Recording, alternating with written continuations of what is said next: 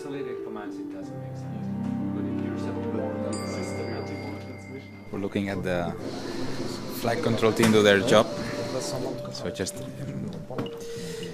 trying to analyze our faces, you know. So as long as we don't see any ugly faces, we're good.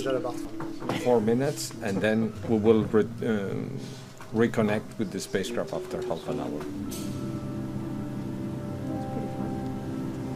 So Juice is right there. Just behind. It's cool, huh? Oh yeah, actually it's right behind. Yeah. And then it's coming. I think Juice on the left side is coming. It's weird to imagine. What, the spacecraft is there? Yeah, it's right there that I'm looking at it. It's weird. Okay, not yet, but Yeah. in a few minutes.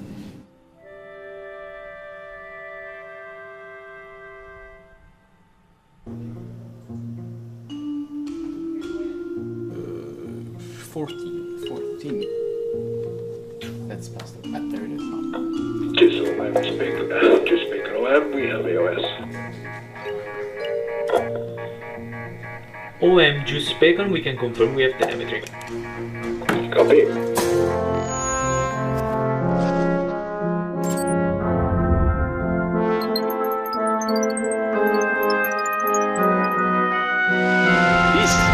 Neuf, 8, 7, 6, 5, 4, 3, 2, 1, top.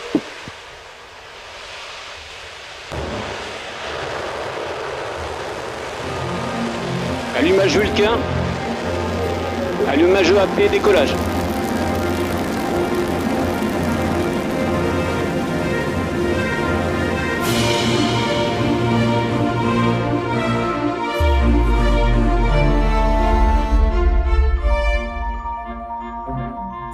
When you're in space and very busy. After launch we check that the spacecraft and the payload were working nominally.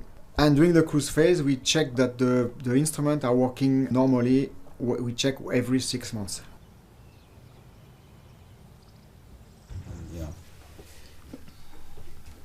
Since the launch, there have been several operations ongoing with the payload in particular, because this is what we are really focusing on in the Science Operations Center. So we had the near-Earth commissioning phase with the instrument, so just checking that all the instruments were running smoothly. And this lasted for like 3 months. And then there have been some, let's say, more quiet phase in terms of payload activities, where the team has been starting to prepare the first payload checkout, which is an activity that takes place roughly twice a year, where we check one by one that all the payload instruments are actually performing nominally. So the first one took place in January this year. And the second one is about to happen in the beginning of July. So the first one went very smoothly, and so we spent the first part of, let's say, this year preparing for the second one that will take place now next week. So you have to imagine that we have a suite of instruments, and they're all fighting for the resources of the spacecraft. They all want to do their science. They all want to use the scarce downlink capacity that we have. They all want to use the scarce power that we have as well in Jupiter. So we need to make up a timeline of activities and observations of the instruments. So the main task when we are around Jupiter and Ganymede will be to actually create these timelines in order to optimize the science return of the mission as much as possible and have everyone and every single scientist happy at the end. The Jupiter tour is extremely complex, not only from a spacecraft operations point of view, but really from a science operations point of view. So there's a lot of constraints that will be there when we'll be at Jupiter. We have a limited power available, we have limited capacity to send data to Earth. We have also radiation constraints, we have pointing constraints. So all of this we need to think about it already now, so that we are ready when we arrive at Jupiter order to operate all those 10 instruments together. So we've been looking at where and how the science opportunities actually distribute over the tour and try to understand which science objectives should have priority along the entire duration of the tour. And based on this, we also check at a more detailed, refined level that the operations of the instrument to address those science objectives are actually compliant with the constraints. So this is a very long and time-consuming activities. And more than anything, I think one very important aspect is that we need to learn to work together. Not only the Science Operations Center, but the Mission Operations Center in Darmstadt, and also all the individual instrument teams. So we need to learn how to make concessions, because not all instruments will be able to work together at the same time. And this is something which is really a learning curve, which takes a long time. So I think the more than 8 years of cruise will be good for that.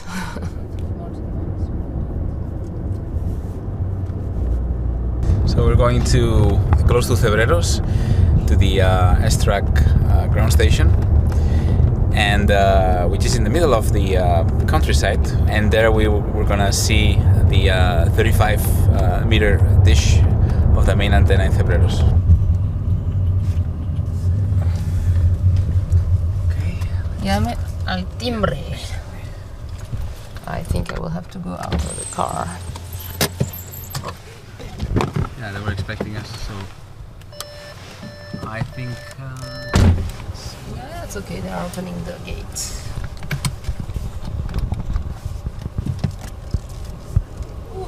As soon as we open the window, it's like...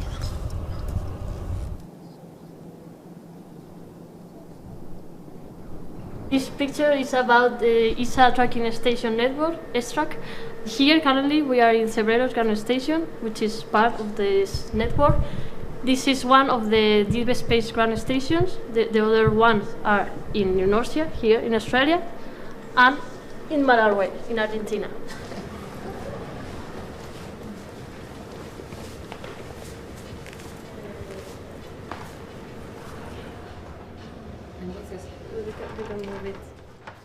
It's also interesting to realize that it's really one of the part of the huge puzzle of the JUICE mission. So basically it's not only the Science Operations Center, the Mission Operations Center, but it's also here. I mean, everything also goes through here. So it's just the realization of what we think is theoretical is like the fact that JUICE is a huge mission which involves many, many groups and many, many places like this one.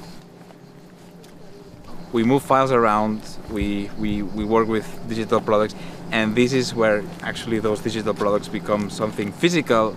And there's, you know, in this digital signal that gets uplinked or downlinked, there's traces of the work that, you know, hundreds of people do, including us, and that's very nice. I think it's a very good reminder from time to time to, you know, get out of the box that we usually are in on our day-to-day routine work.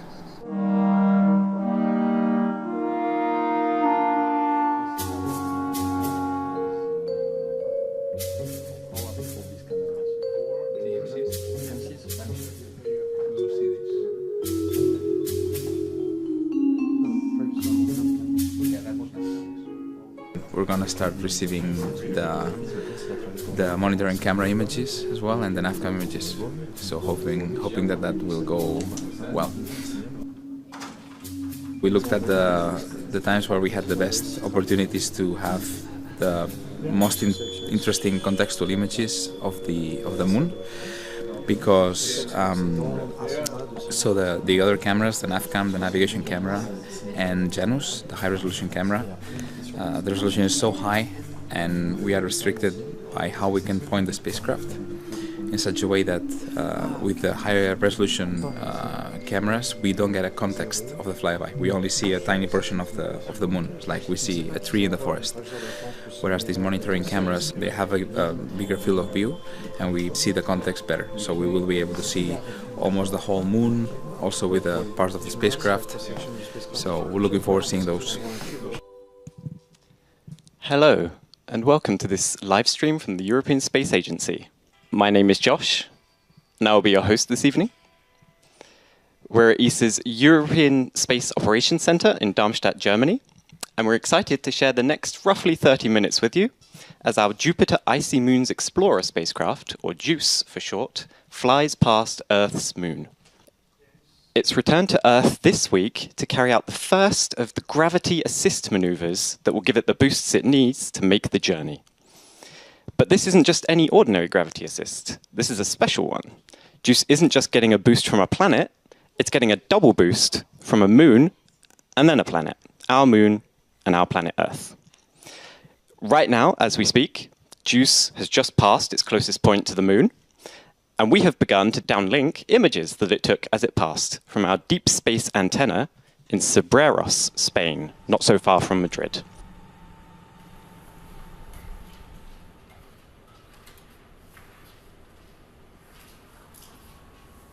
On the left of your screen, you'll see an animation that depicts where the JUICE spacecraft is at this moment. I'm joined this evening by Ignacio, the JUICE Spacecraft Operations Manager. Hi, Ignacio. Hi, good evening, Josh. Good evening. You work here at ESOC. Indeed. And you and your team fly JUICE. I'm the leader overview. of the flight control team, Yeah. That's right. So I organize and coordinate the team that takes care of uplinking all the activities to the spacecraft, monitoring the telemetry, following up on the execution of all activities on board. That's right. Cool, thank you. We also have Nico, the JUICE mission manager, with us this evening. Yeah, hi everyone. So I'm Nico Altobelli. I'm working as a mission manager of JUICE. So this is a role when I try to take care of the entire mission and making sure that everyone can do his best job in the best conditions. And finally, last but not least, we have Mark, who is one of the JUICE Science Operations engineers. Good evening, good afternoon, good morning, whenever you're watching this from. Yeah, thanks for the introduction. In our team, what we do is that we conduct science operations and we facilitate the instruments to reach their science objectives. And during the cruise phase, we're developing the systems that will end up implementing that during the nominal phase. Cool, thank you very much. And thank you all for joining us this evening. Ignacio, I wonder if you could tell us a little bit about what the JUICE flight control team will be doing this evening, and then maybe also tomorrow evening as JUICE flies past Earth.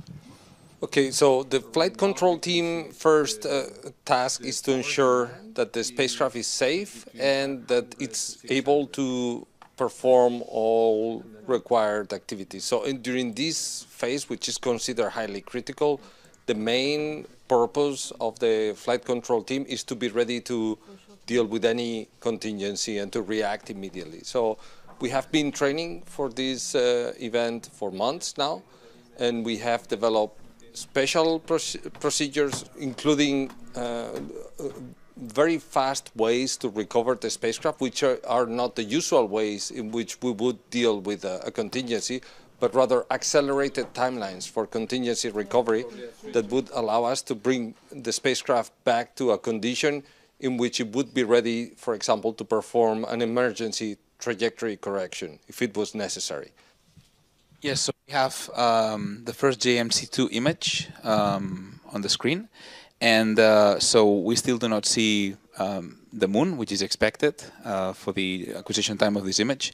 And what you can see here covering almost half of the image is the actual spacecraft. These are monitoring cameras. So their focus was to actually monitor the spacecraft. So half of what we will see in these images of JMC2 is actually the spacecraft. We got an update. So this is the first JMC1 image. As expected, it's also dark. And actually, I am not. No. We can actually see the moon already. Yeah, that's the first time that we can see the moon with JUICE. So maybe Nico, if you could run us through the primary science objectives of JUICE at Jupiter and its mysterious icy moons. Absolutely. So we are going back to Jupiter. So there were missions in the past going to Jupiter, but JUICE is actually the first one that will not only go to Jupiter, it will orbit Jupiter for a few years and then become the first orbiter of the icy moon, Ganymede. And that's the first time we have a man-made object that will be orbiting a moon which is not our own moon, the one that you're seeing tonight.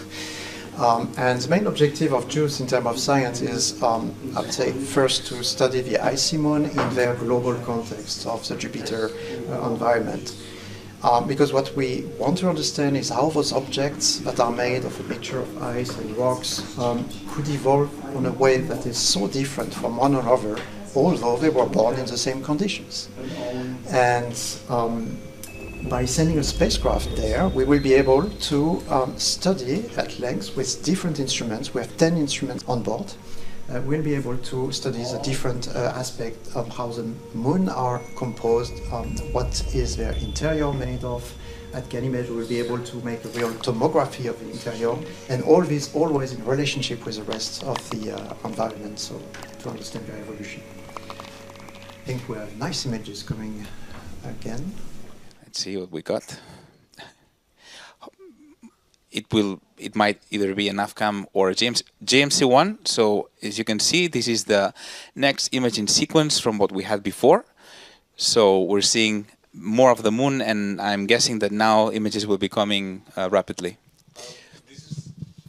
So what we see here is the last image that we managed to get down on the New Norcia station before handover to Cerberus.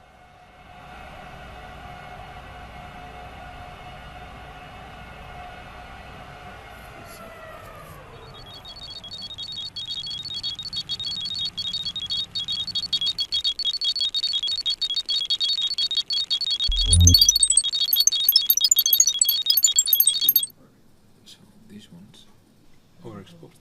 Sort of getting overexposed. How if I removed it? It would look like that. So that's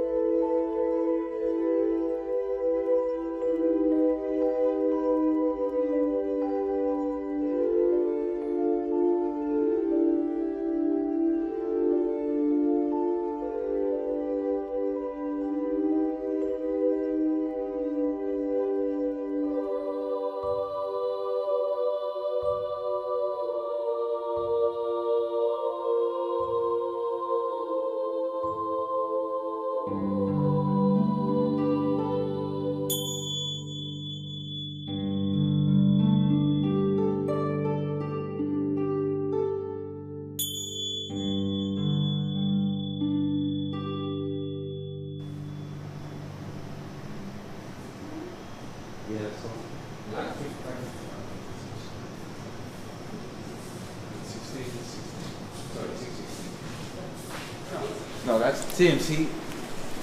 This is the one on the Z. 2. This is 2. 2, and that's 1. Sorry, and then. So where is it? That one? Yeah, this is the...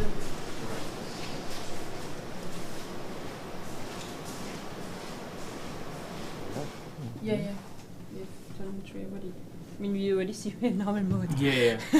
No critical events, nothing. There's only this thermal line, which is a bit cold. Very happy, very surprised also, because it went super well. Don't see anything. It's like a normal pass, and like nothing happened, really, seriously. No events, critical events, no failed commands, no out of limits. Behaved very well, like any other operation.